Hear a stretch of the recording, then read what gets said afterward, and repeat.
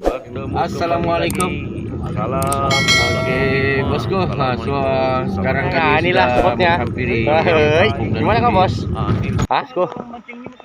Iya, Baru macam saya sebentar kami tadi dua kami baru sampai menyeberang dari dari pun sebelah. cuaca tuh, bos.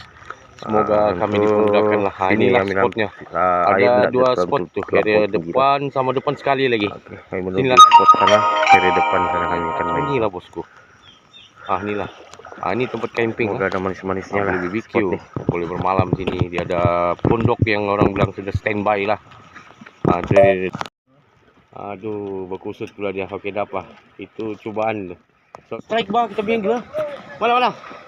Oh, ya alhamdulillah.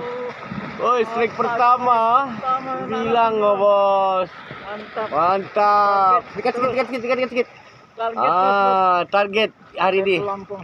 Alhamdulillah. Pakai pelampung Mantap buat sendiri ya pelampung itu. Sendiri bosku. Mantap. Naik, ini aku bosku. Ini boleh naik kasi laras dia gini. Naik di atas nih. Mantap ya. Kata dua ekor sudah naik ini gelama emas nih. Dia punya color pun yang warna emas nih.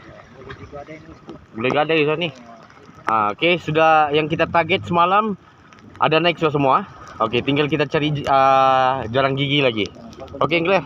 Oke, mantap. Dan target hari ini alhamdulillah. Boleh juga kan ya? Boleh, Pak. Wah, 2 ekor sudah ikan anak-anak ikan sembilang. Anak ikan boleh masak ikan padas juga, masak asam padas. Boleh nih bosku, mantap nih. Oke, mantap.